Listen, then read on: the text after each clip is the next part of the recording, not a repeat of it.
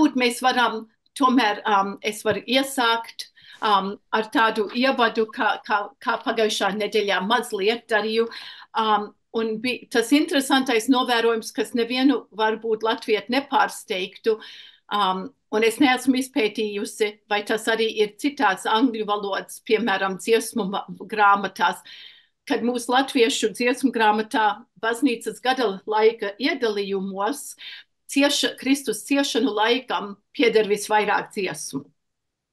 Vairāk nekā Ziemassvētkiem, vairāk nekā jebkuram citam gada laikam mūsu baznīcas ikgada kalendārā.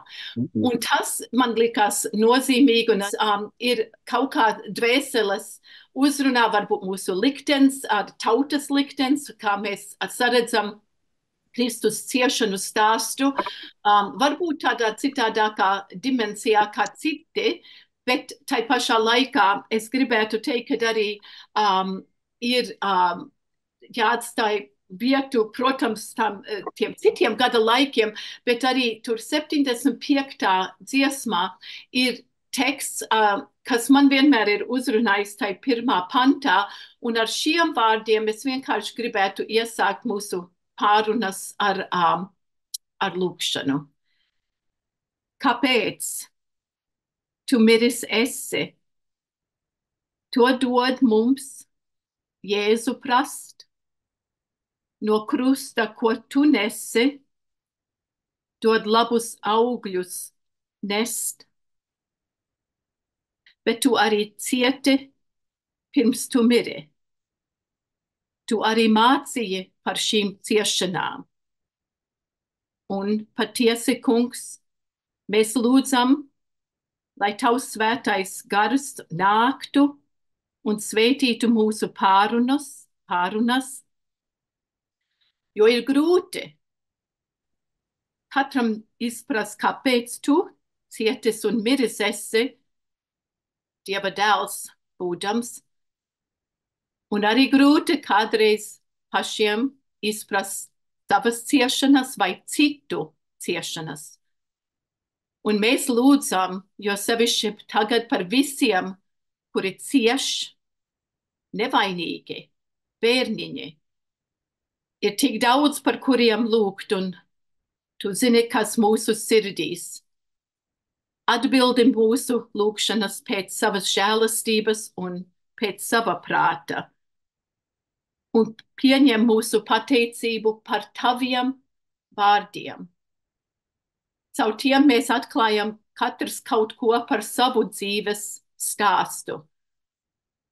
Un mēs zinām, kungs, kad ir ko pateikties, ka tavi vārdi ir mūžīga patiesība, uz kuru mēs varam paļauties. Uzticot šīs pārunas un sevi pašu tev, mēs lūdzam piepildi mūsu lūgšanas, to lūdzam tavā svētā vārdā. Amen. Es ātrumā tad tomēr izskrietu, kā pagājušā nedēļā cauri tiem bībeles tekstiem, kurus mēs ceram jūs izlasiet, bet arī varbūt saliekot kopā domu, kādēļ īstenībā izveidojās šī trešdienas tēma man, un arī kā es ticu, kad mūsu amatmāsa Dace ar mums runās, ja pārunās šos tekstus. Pirmā mūsu grāmatā ir pirmā derība ar cilvēki, ar tautu, kas bija ar atsevišķu tautu, ar Ābramu, kura vārds mainās dēļ šīs derības, bet kādēļ tā ir īpaša derība, kas iederētos, varbūt manā domā šajās pārunās, ir, ka tā prasīja lielu gaidīšanas laiku, pirms piepildījās apsolījumi. Un arī tas, kad viņam ir teikts, ka viņam jābūt nevainojamam, tur izraisāts jautājumu, vai tas tiešām atspoguļojās viņa dzīves stāstā, kad viņam arī šādi gadījās pavisam darīt to, ko mēs varbūt nevienmēr uzskatīt par to, kas ir pareizi. vai nu viņš meloja par Sāru, jeb arī vienkārši šo to skaidroja par Dievam, arī viņš tomēr prasīja, cik ilgi jāgaida un kāpēc. Un kādreiz grūtos brīžos ar cilvēkiem, kas ļoti cieši, gaidīt ir ārkārtīgi grūti pēc rezultātiem, pēc varbūt atrisinājumiem, arī kādreiz gaidot uz nāvi. Psalmā mēs atkal atklājam par to, ka tas ir tik interesanti un skaisti tulkots psalmā, kur viņš sako, jo viņš nav nicinājis un niecinājis nabaga, kas kādreiz bija tulkojums sērdieņu ciešanas. Un es domāju par to, cik ātrā tempā mainās traģēdijas pasaulē, un mēs nemēģinām, bet iznāk, kad mēs niecīgumu piedzīvojam, kad nepārtraukti dzirdam par tūkstošu bērniem, kas mirst Gāzā, piemēram, un mēs nemaz nezinām, kā, lai reaģētu, un cik Ukrainā, ko mēs vēl varam darīt. Un tās arī ir dvēseliskas ciešanas no citas puses par citiem, domājot. Romiešu vēstulē ir ļoti, es pieņemu, ka daudziem tāds teksts, kas ir jālasa ļoti lēnam un uzmanīgi. Es ieteiktu lasīt arī angliski vai vāciski vai visās valodās, pirms tā īsti izprotam visu, kas, teiksim, tiek arī piešķirts no Ābrahamam, nešaubīgums, kaut viņš arī kādreiz šaubījās, prasīja Dievam, bet par to, kad no žēlastības un no ticības mēs esam taisnoti, ne no darbiem, bet ka tas nenozīmē, kā mēs arī esam paši zinājuši, kad nenozīmē, ka nebūs ciešanas vai arī pārbaudījumi grūti. Un pēdējā tekstā, gaidot vēl Dācija, nezinot tieši, ko viņa darīs ar savu ievadu, gribēju tomēr kopsavilkumā teikt, ka Marka evaņģēlijs kāds ir teicis, kad ar šo vietu sākot, Marka evaņģēlijs ir Kristus ciešanu stāsts ar garu ievadu, ar 7 vairākām nodaļām, kur ievada, kur galvenais Marka evaņģēlijā ir šis uzsvars uz to, ko Kristus cietis bija mūsu labad. Un mēs arī gribam, tas tikai tā doma, kāpēc te iepratī Mateja un Lūkas evaņģēlijā tie paši stāsti notiek, kur viņš arī kārdināšanā. Tur ir diabolos, kas kārdina Mateja evaņģēlijā Jēzu. Diabolos ir velns. Šeit ir vārds Sātans, un Sātans ir tas, kas kārdināja Ijabu. Un Sātans ir arī vārds, ko var tulkot adversary. Ne tikai kārdinātājs, bet arī adversary. Tas, kas tavs pretinieks domām, argumentiem, debatēs. Un tas tikai man likās kaut kā interesanti, domājot par to, kāpēc viņš sauc Pēteri, savu apustuli un savu mīļoto mācekli arī par Sātanu. Un ko tas nozīmēja nelaiķim profesoram, mācītājam Edmundam Šmitam, kas vienmēr gribēja to tulkot citādāk, jo viņš teica, nē, Jēzus tā nebūtu teicis Pēterim, bet tas ir tekstā. Un es domāju, ka tas tikai, lai palīdz mūsu citām pārdomām, un es ļoti ceru, ka Dace, vai tu esi ienākusi? Jā, es esmu gan. Jauki. Jauki. Un es tagad tieši labi izskrīt caur tiem tekstiem. Mums lūkšana ir noskaitīta arī, lai Dievs sveitī mūsu pārunas ar tevi. Un viņa Valoda mēs, es ceru, zinām, ir ne tikai mūsu liela pasaulē Latvijas apgabala mācītāja, bet viņa ir arī dekāna Latvijas Universitātes teoloģijas fakultātē, un to pārējo, kādēļ viņa tieši ievadīs mūsu pārunas, es atstāšu tavā ziņā, kā tu pati izprot šo mūsu kopējo pārunu tēmu un arī tekstus. Lūdzu, Dace, labi, ka esi klāt. Jā, paldies par ievadīšanu un liels paldies par uzaicinājumu arī piedalīties šajās sarunās. Un, man ir liels prieks jūs redzēt tos, kurus es redzu, un es jau priecājos, jā, Gunārs jau mājas ar viņu ieraudzīju, un ļoti priecājos, mēs ilgi neesam redzējušies, un Vīja, un Jāna, un vēl Elmārs, un vēl dažādi ļaudis, kurus es pazīstu un atpazīstu sejā, un visus nevarēšu tagad pieminēt un nosaukt, un arī tie, kurus es redzu, ir vēl arī brālis tāds saraksts parādās arī pie visiem tiem, kas pie šīs sapulces, ar visiem tiem, kas piedalās šeit. Un tiešām esiet sirsnīgi sveicināti šovakar. Un es steidzos šeit, man tikko beidzās lekcija stāstīja par Korintu un kā tur Korintā ļaudis dzīvoja un kāda tur bija dzīve. Un tagad man laikam jāpievēršās mazliet arī, cik es saprotu, pēc šajā formātā tai dzīvei, ko es dzīvoju. Un jā, man tā bija jādomā, un es laikam sākšu tā pavisam vienkārši, ko es daru. Ar to es esmu šeit teoloģijas fakultātē un domājot par to, kā tas ceļš ir vies līdz šim brīdim, man tomēr ienāca prātā Pāvils, un es atļaušos sevi salīdzināt ar mums visiem zināmo apustuli Pāvilu, jo viena lieta, ko mēs arī mācām saviem studentiem, ir tas, ka viņa darbs un viņa kalpošana nebija atšķirama no tā, kā viņš sevi saredzēja Dievu priekšā. Tas, ka, kādreiz tā saka, viņš nebija kristietis, viņš bija sludinātājs, viņš bija apustulis.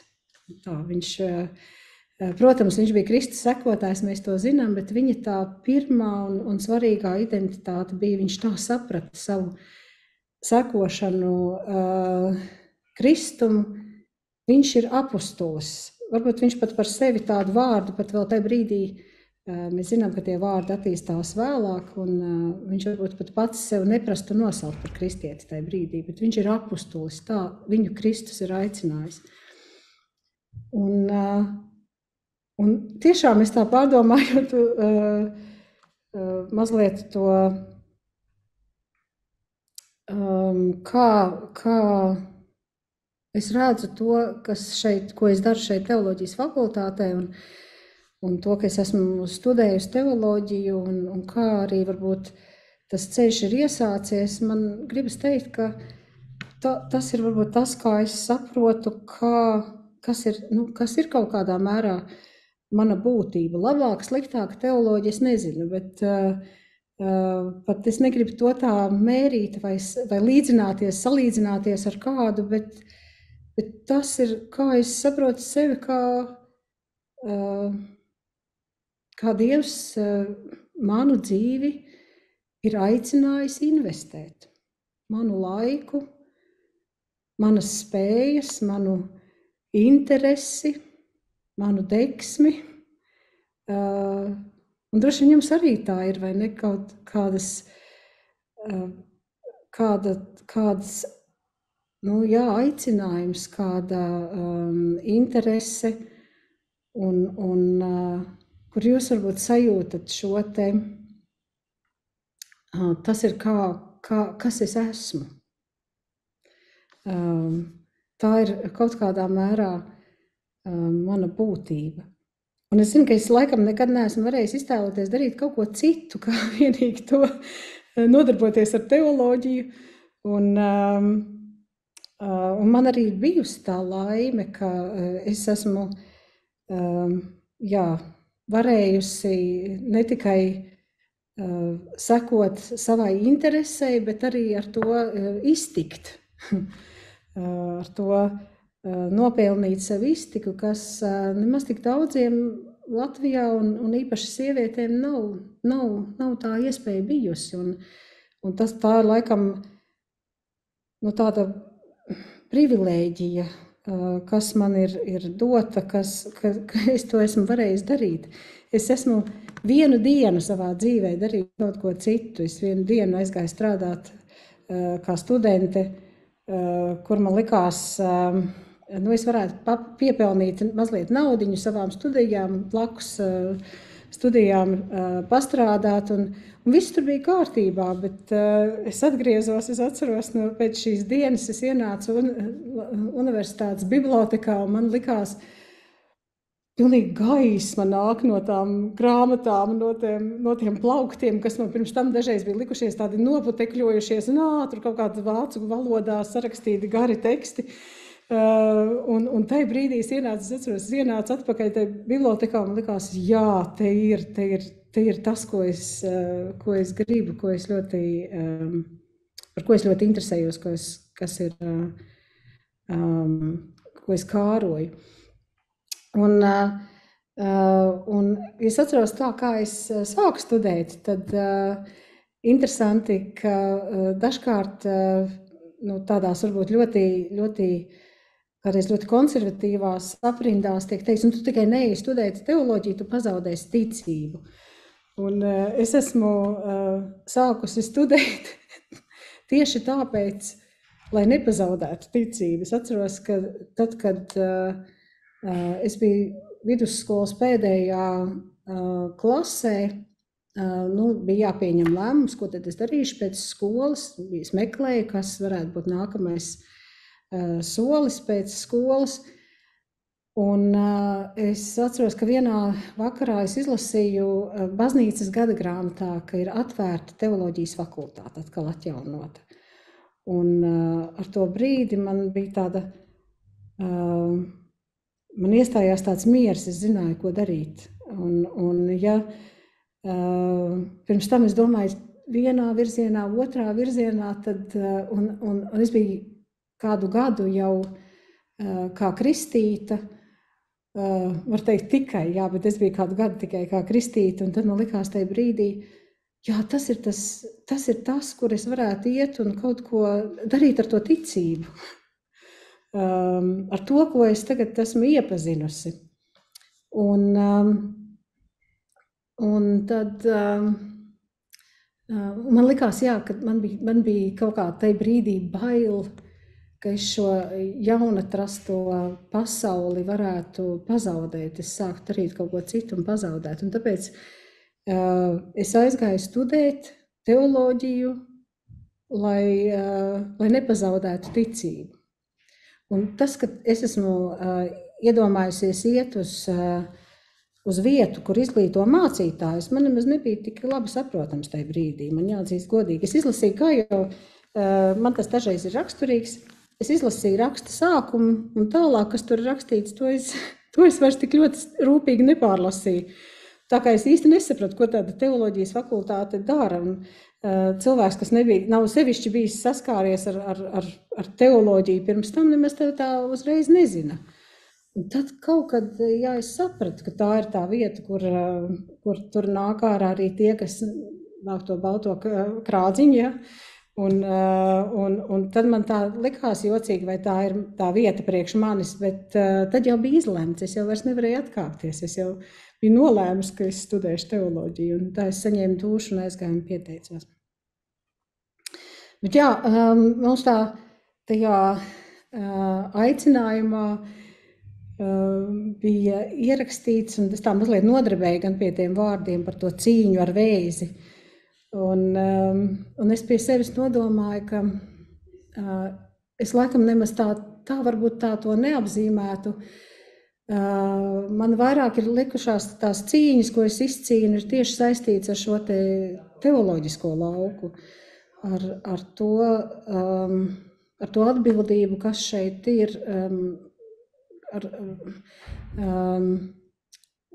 darot to darbu, kas liekas reizēm ir gandrīz vai kā tāda staigāšana pa naža asmeni, kur liekas katrā brīdī varētu kaut kas pagrūst un mēs varētu nokrist vienā vai otrā pusē, kur ir dažādi izaicinājumi, finansējums samazinājums, kāda aktīva pretdarbība, ko mēs esam arī šeit piedzīvojuši. Studentu vispār, jā, mēs jau redzam arī baznīcā, samazinās cilvēki, samazinās tie, kas grib iet šo te arī teoloģiskās izglītības ceļu. Un tas, man liekas, ir bijis tāds tas cīņas lauks. Bet, ja es runāju par tādu, par savu veselību, kas ir bijis, man kādreiz liekas, ka tas varbūt ir tā ļoti saistīts arī bijis, ka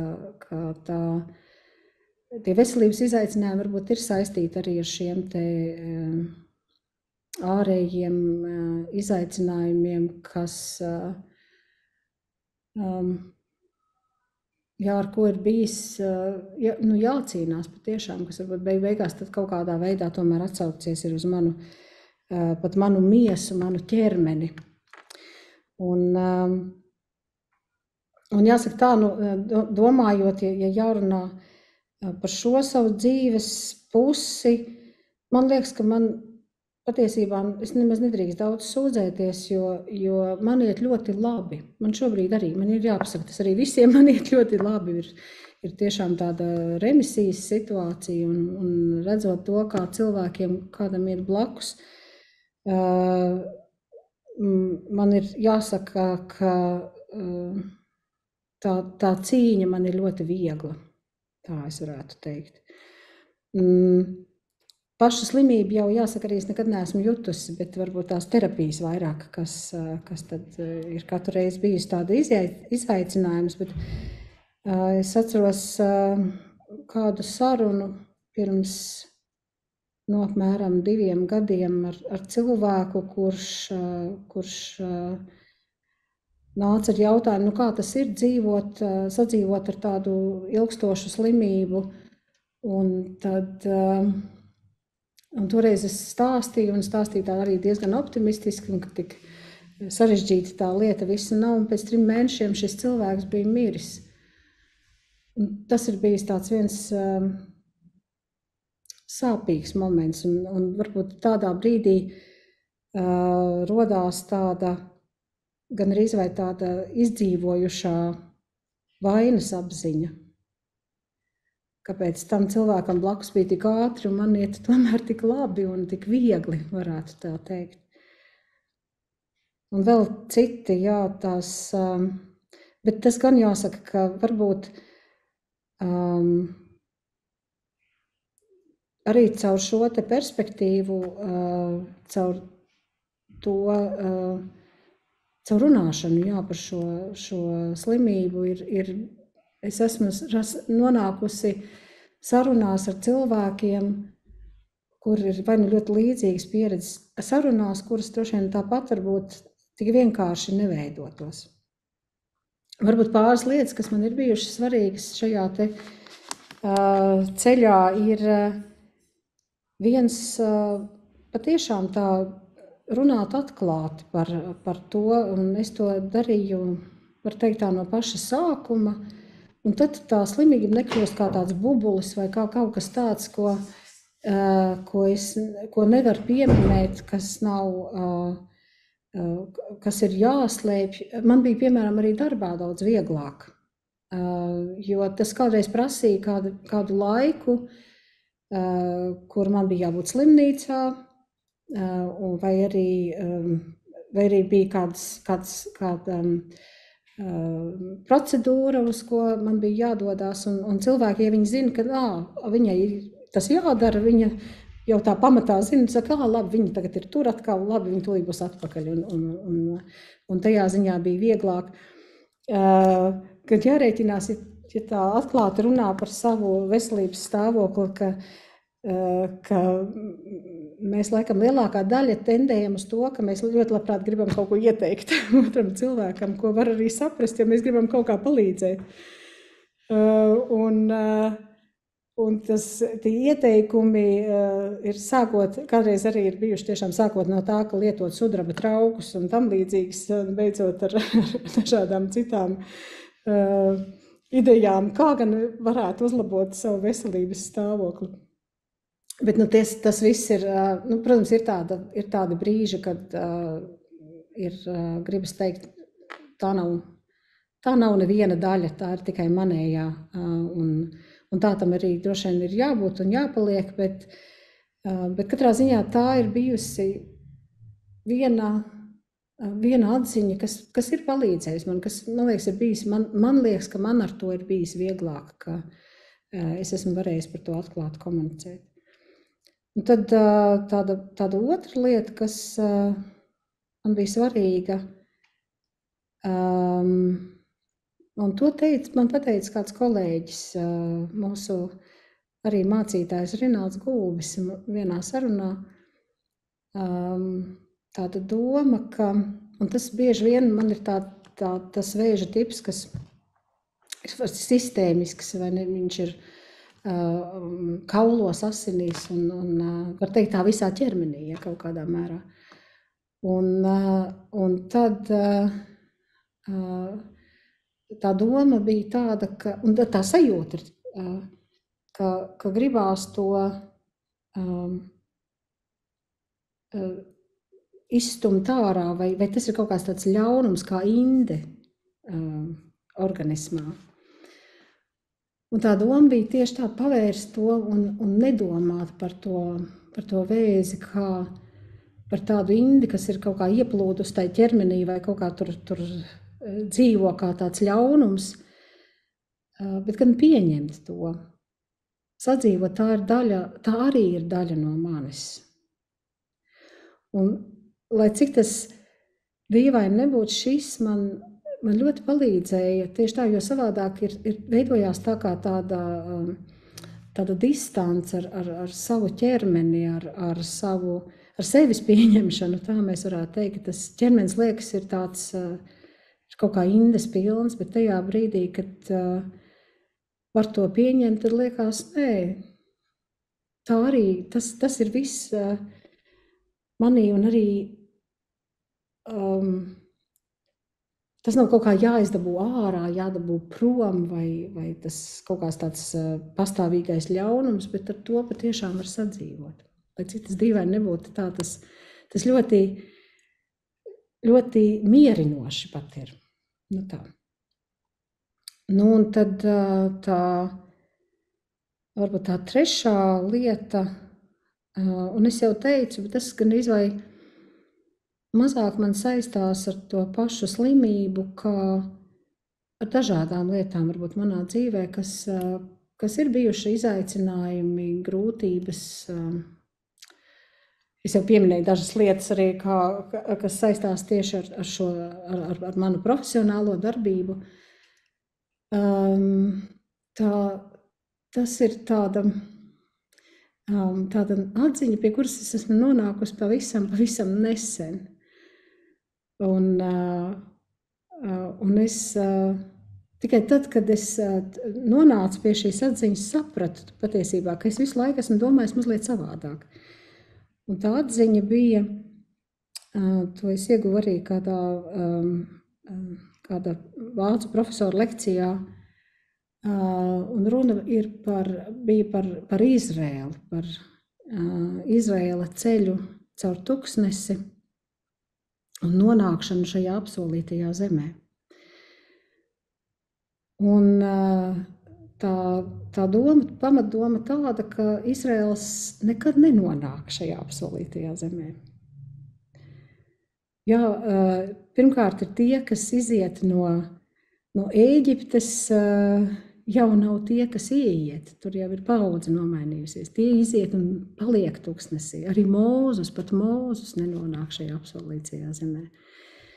Ir tie, un tad, kad viņi tur, jā, viņi fiziski tur nonāk, tad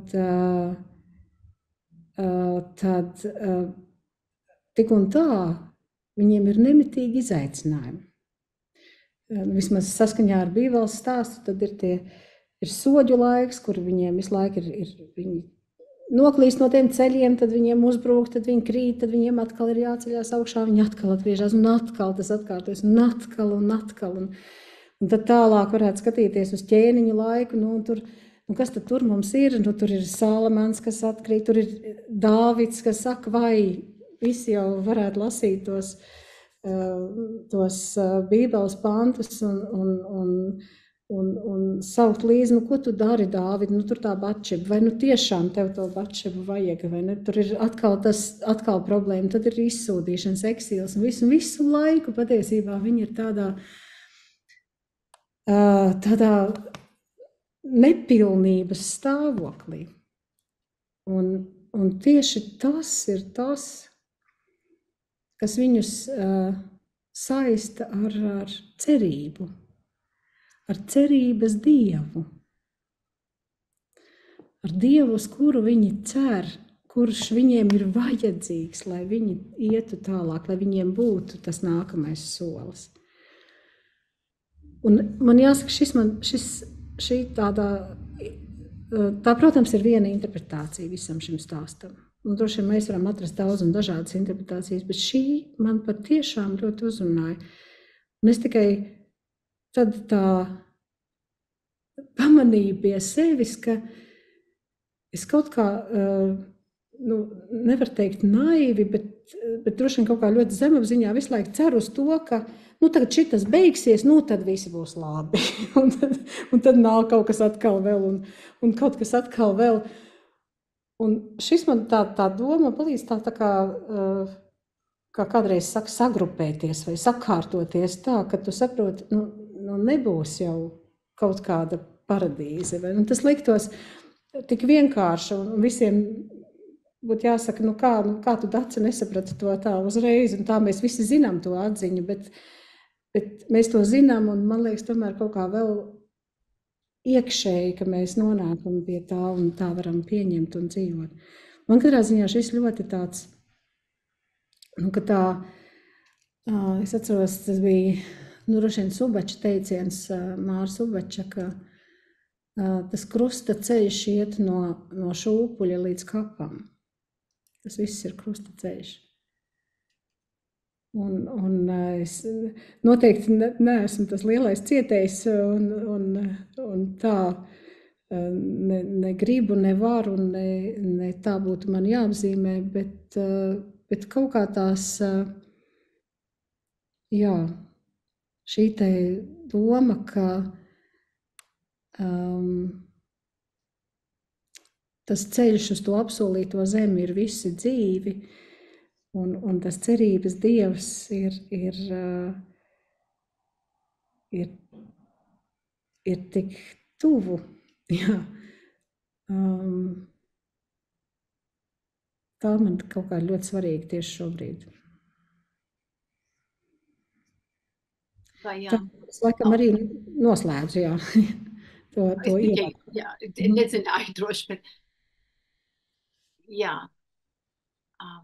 Paliekam visi varbūt apklusināt tikai savas domas, ko tu minēji, mēģināt patiesi iedziļināties tavos vārdos un tajā mācībā, ko tu esi pat mums sniegusi no savas pieredzes, un no tevis patiesi mēs manām tādu izstarojošu mieru, un varbūt aizejot atpakaļ pie tevis teiktā, vai tu piedzīvoji tomēr brīdi, kad tu jūti, kad vismaz citi arī lūdza par tevi un nebija varbūt laiks, vai tu jūti to cīņu, kad lūkšanas netiek piepildītas, kā tu esi varbūt pati cerējusi. Bet tieši tu minēji par tiem, kā tur bija prasīts jautājums, ir tie, kuri baidoties no tā smaguma, kas ir tā ķīmiskā terapija, tā radiācija, kādreiz atsakās no tā, kas varētu nevar būt, kā tu teici, cīņa pret to vēzi, bet tomēr iznīcināt to vēzi. Vai tev bija tādi mirkļi, kad domātu, ka tagad pietiek ar visām izpalīdzēšanas līdzekļiem, ja to brīdi tādā veidā tu nepiedzīvoji?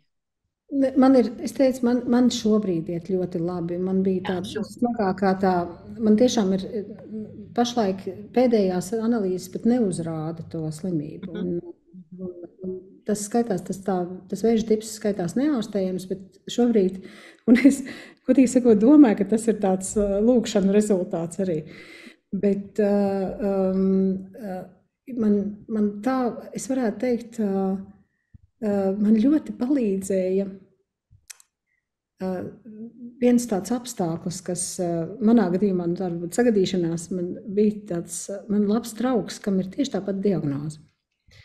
Un viņš izgāja līdzīgām procedūrām cauri, un tad vien no tām būtiski vai tā smagākajām ir šūnu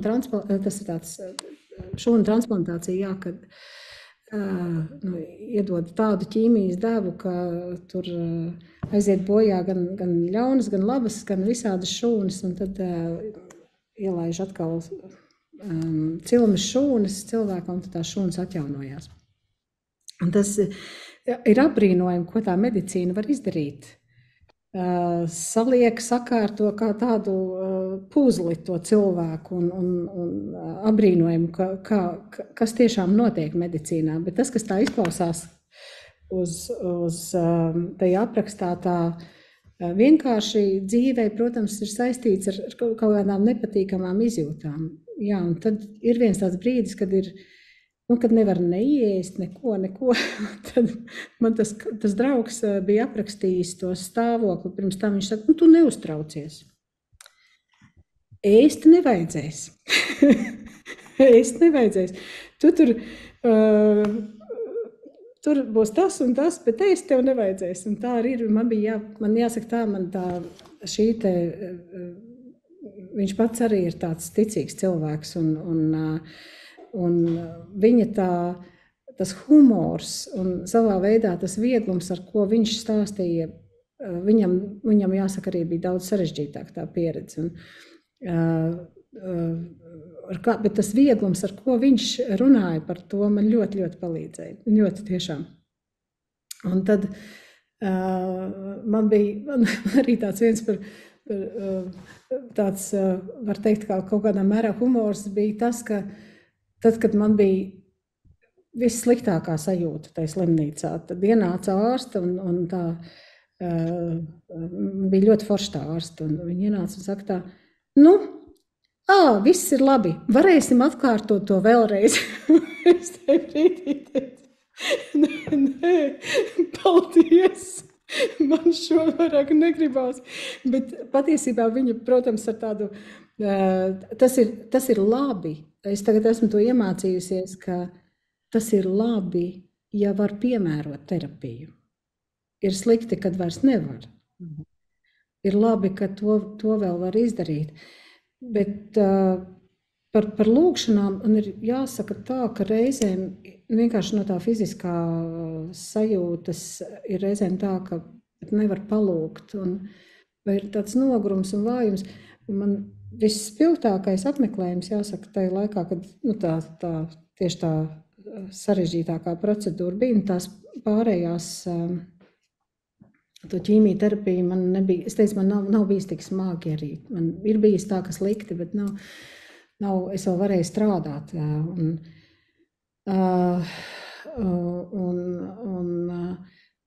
No tās smagākās procedūras, tad vispilgtākais bija apmeklējums, kur Tas bija viens students, īstenībā viens doktorants, kas atnāca, un viņš apsēdās un lasīja psalmus vienkārši pie manas gultas. Viņš sēdēja un lasīja psalmus, un tā. Es aizmigu brīžam, es pamodos, un viņš sēdēja un lasīja tos psalmus, un es jums nevaru pateikt, tā bija tāds miers un tāda,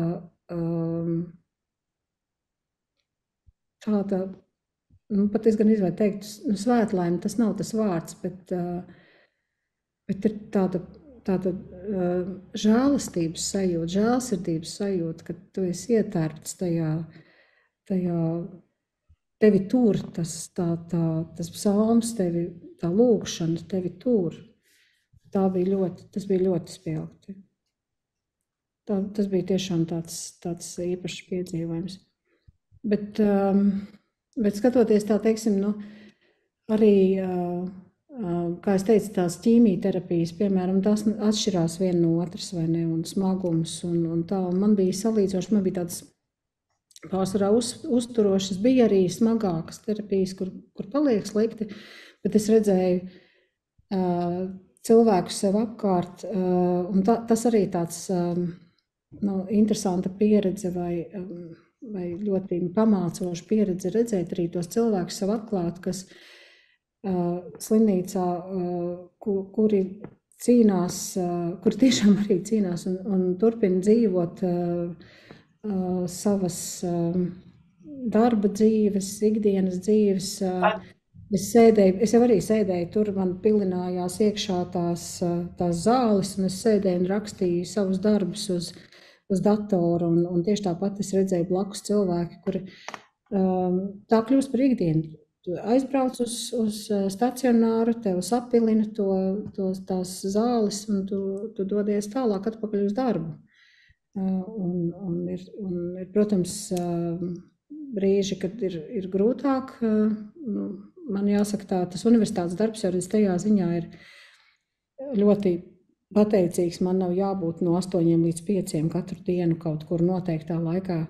Man ir jāizdara tas darbs, kas ir šausmīgi daudz, bet, teiksim, es varu aizbraukt uz turieni un turpināt, aizbraukt uz stacionāru un pēc tam turpināt, kurā vietā man tas ir ērti. Tā. Vai būtu kāds, kas vēlētos vēl ko prasīt, dalīties? Varbūt ar pavisam citādāk pieredzi. Jo es ticu, ka jūs katrs esat sastapušies vai nu ar savu pašu veselības pārbaudījumiem, jeb arī varbūt ar draudzes locekļu, draugu, ģimenes. Tas ir tas pirmais moments, kad atklāji. Vai tas tevi varbūt izaicināja iedomāties par sevi kā mirstīgu būtni? Teiksim, ka tu sastopies ar to, ka tu nezināji, ka būs iespējams piedzīvot šo, kas tagad ir, paldies Dievam, noticis ar tevi.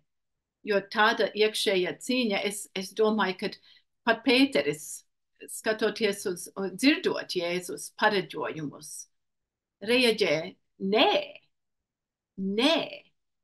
es nevēlos, kad tu, ko es mīlu, iet tam cauri, un varbūt tas vēl, taču mēs zinām, daudziem kristīgā ticībā šis ir moments, kas izaicina šausmīgi, uz kāda pamata Dievs tēvs liek savam dēlam tā ciest. Vai viņam par to kaut kāds, viņš taču ir visvarens, viņam bija cits ceļš iespējams nekā krusta ceļš. Un pirms tam tas viss, kas tagad notiek vēl mūsu pasaulē, mēs lasām, vienkārši cik daudz cieši cilvēki un tiek vēl ar vienu sisti un mocīti. Vai kāds gribētu dalīties ar to, teiksim, to domu, ja varbūt tāds, vai tev nebija pašai tāds sajūta, ka bailes, terors no tā momenta? Zini,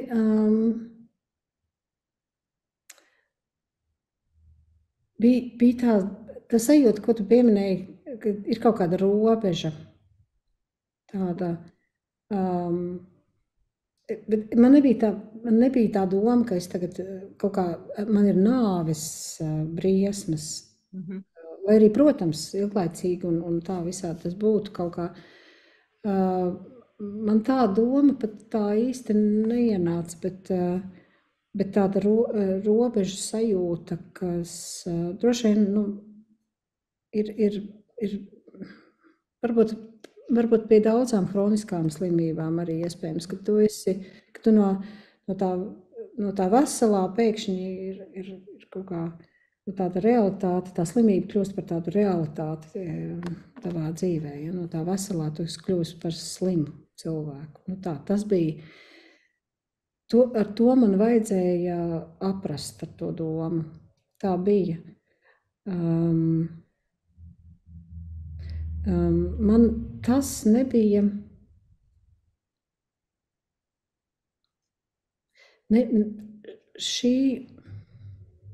Varbūt šis fakts nebija tāda, tas man nekļuva par teodicējas jautājumu, jā, kā Dievs to pieļauj manā dzīvē.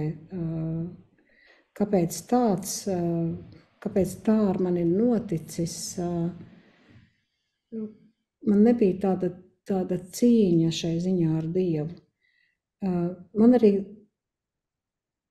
kaut kā...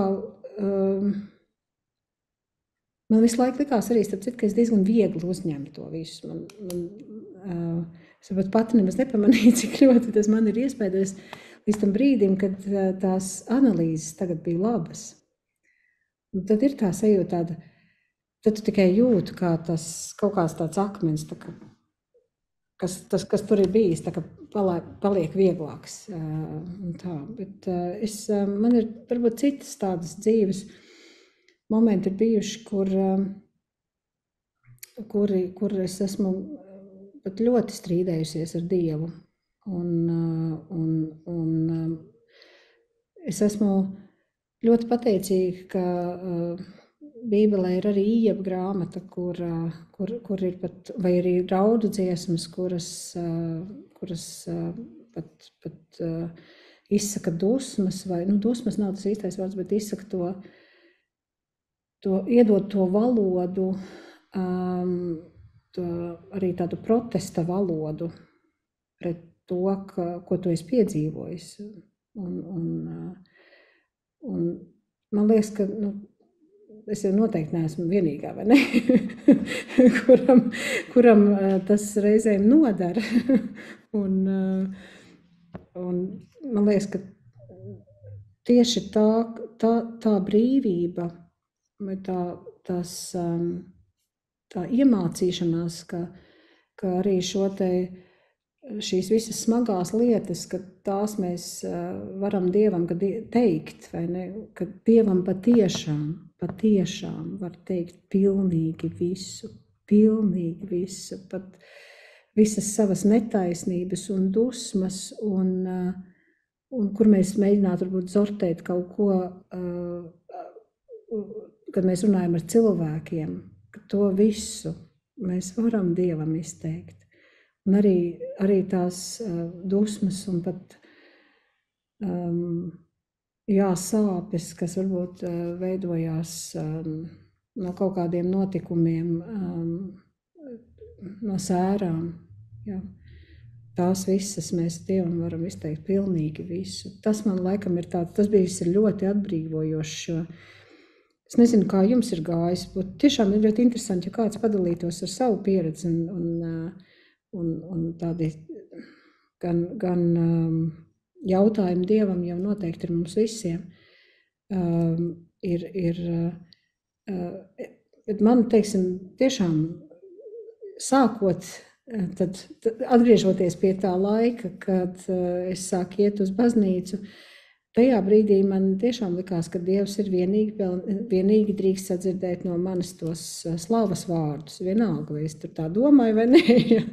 Bet šīs te pieredzes varbūt ir vedušas drīzāk pie tāda īstuma tajās attiecībās. Tāds vārds, kas man ienāk prātā, aleluja, par to, kad tu esi mūsu vidū. Slava Dievam par to. Bet man tāds praktisks jautājums, vai tavā darbā tagad, kad tu sniedz savas lekcijas un dodi visu šo informāciju, ko tu esi ieguvusi caur visiem tavam gadiem, vai tas ir mainījies? Jeb kaut kas jauns ir nācis klāt, ka tu liecini ne tikai par to, ko tu esi iegūsi, mācoties un daloties, jeb tu vienkārši turpini to pašu rutīnu, vai kaut kas jauns nāk klāt pie visa tā. Ziniet, kas ir jauns un ar kuru brīdi ir nācis jauns kaut kas klāt? Un arī man jāsaka, bet tas gan arī ir kaut kā saistīts ar visu to. Ir tas darbs draudzē man ir ļoti iespaidojis. Man ordinācija. Un faktiski tas ceļš jau uz ordināciju arī zināmā mērā bijis tāds, ka 2016. gadā Leoba pieņēma, ierakstīja savā satversmē, ka sievietes nevar ordinēt, un tad tajā brīdī man tiešām likās, mana dzīve var nepietikt tam, lai es redzētu tās izmaiņas. Un tas bija tas savijās kopā ar to robežu piedzīvojumu, par ko mēs pirmīt runājām. Un tad man likās, un tajā brīdī bija arī tiešām liela pasaulē ienāca Latvijā, un man tiešām likās, ko es visu laiku sitos pret aizvērtām durvīm, kad tepat blakus ir atvērtas durvis. Un tad tiešām arī nāca aicinājums, un tas nebija arī tā man pilnīgi viegli, tagad labi tur un tur, ja, bet es atceros, ka manā ordinācijā man teica, ka man ir jākalpo šai baznīcai, un es atceros, tas bija tāds brīdis, kad man piešķīlās, es apsolos tagad šai baznīcai, es apsolos to darīt, un tas ir ļoti man iespaidojis, bet tiešām. Un tas, kas ir noticis, man liekas, ka tas sludināšana un dievkalpojumi, viņi ir atvēruši manī tādu uzticēšanos intuīcijai atkal, manam radošanumam, kur tā akadēmiskā vide visu laiku prasa pēc tā racionālā argumenta, vai ne, pēc tās argumentācijas skaidrības, kas, protams, tam ir jābūt, bet šeit ir vairāk iespēja tam radošumam, un tas ir dīvainā kārtā, man liekas, iedevis man tādus spārnus, kā tādus jaunus spārnus tai akadēmiskai videi. Un tieši tā šobrīd es studentiem, es stāstu, es runāju savādāk. Un patās arī mums, protams, ir temats ir dievkalpojums Korintā, un tātad par pašiem dievkalpojumu sākumiem. Un es viņiem saku, es esmu luterāņu mācītāja, un mēs runājam par to, kā notiek tā pieredze šodien, un kā tas bija 1. gadsimtā. Mēs pat salīdzinām kaut kādas lietas, ko tur mēs varam saprast no tā 1. gadsimta. Un bija tāda diskusija, mums tāda saruna sanāca, un es agrāk to nebūtu darījusi. Tas ir tiešām izmainījies. Tā kā... Jā, paldies par jautājumu un par atbildi. Tieši tā, jau var manīt. Jā. Tādā, atkal citā izpratnē izaicinājumu grūtības, tu nesauc varbūt par ciešanām, bet grūti cilvēkiem to nosaukt vārdā par ciešanām. Kādreiz, sevišķi latviski, angliski suffering, kādreiz liek to vieglāk varbūt, bet kaut kā mūsu dvēselēs mēs, tā kā tu teici, citiem ir sliktāk. Es redzu, citiem ir tā, un tas arī šķiet, ir no vienas puses draudzē tāds gandrīz tāds pat slimniekiem ir iejūtība un līdzjūtība otrajam. Un tas arī kaut ko dod vairāk dēļ mūsu ticības un piederības tai baznīcai, kurai tu kalpo tik svētīgi, kad tur ir šīs iespējas ne tikai kā šodien uzklausīt otru, bet tad arī mācīties, kā tu minēji, kas varbūt nepalīdz. Jeb arī kādreiz aiziet pie kāda, kas ir pavisam uz nāve, un zināt, ka tev nav jāgudro kaut ko jaunu, kad otrs tev lasīja psalmus. Vienkārši būt klāt. Tik ārkārtīgi palīdzoši viss tas, ko tu mums esi tik atklāt ar mums runājusi. Ja, vēl viena lieta, kas ir pie tā akadēmiskā, mums ir vesels tāds kurs teoloģijas fakultātei par teodiceju. Un šis kurs tiešām, to kursu neizveidoja es, mums bija viena amerikāņu profesora, kas viesojās, un tad viņi izveidoja to kursu, un tad kaut kādā brīdī kāds tur apsvēra, ka, vajadzētu šo kursu atkal docēt, un kurš tad docēs, un man piedāvāja to kursu docēt, un es domāju, tas bija bijis kaut kādā veidā arī tāda,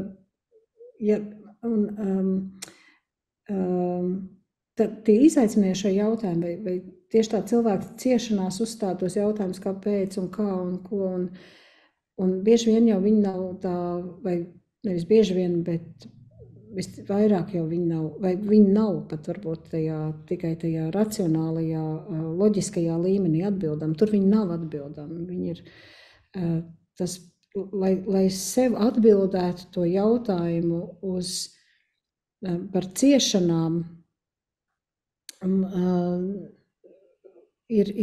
tur ir jāsaslēdzās kopā cilvēka dažādiem slāņiem, ne tikai tam racionālajam. Tas nekad nebūs tā izskaidrojums, un tagad es tev pateikšu, kāpēc tev ir tās ciešanas, vai kāpēc vispār ir ciešanas pasaulē. Tas vispār nedarbojās nemaz.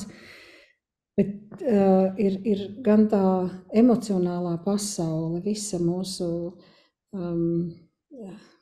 būtība kaut kā, ja saslēdzās kopā, un arī tas intelektuālais kaut kur, tad var būt tāds miers ar to jautājumu, tā mēs varētu teikt. Kā Ijabam, netiek tas jautājums intelektuāli atbildēts, bet viņš piedzīvo Dievu, un viņam ir miers ar to jautājumu. Viņam vairs nav jājautā. Bet šis te arī tas intelektuālais izaicinājums cilvēkam jau ir attiecībā uz ciešanām šajā pasaulē, kāpēc tas notiek, un mēs jau mēģinām nemitīgi atbildēt, un tas kurs man ir bijis arī personīgi kā tāds šis te tas intelektuālais darbs arī ar tiem jautājumiem, kas man pašai rodās. Un mēs, tas, ko mēs darām, mēs skatāmies dažādas atbildes vēsturē, un īpaši 20. gadsimtā pēc holokausta, kā teoloģija ir mēģinājusi skaidrot un atbildēt šos te jautājumus par ciešanām šajā pasaulē. Un tur ir gan protesta teodiceja saucamā, tas ir tie, kas atsakās pieņemt jau kādus dieva attaisnojumus un saka, nē, mums ir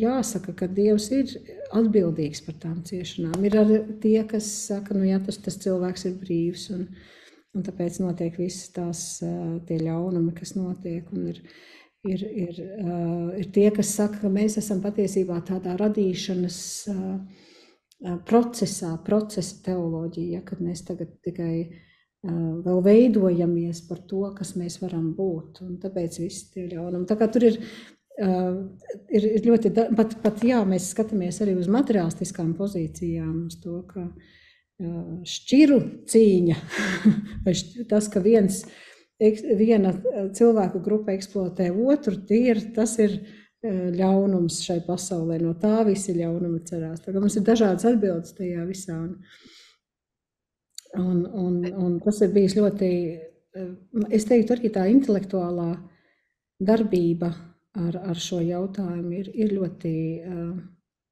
pirmkārt jau interesanti, jāsaka godīgi, un otrkārt arī dvēseliski vajadzīga. Un tā arī mēs esam šodien no tevis saņēmuši visi.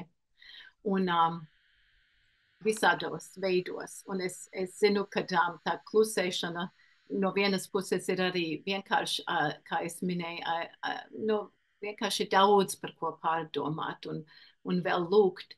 Viena no manām mīļākām vietām Bībelē, Jāņa evaņģēlijā, 16. nodaļā, tur, kur mēs parasto tekstu kādreiz runājam, bērēs arī jums tagad izskumjas, bet es jūs atkal redzēšu.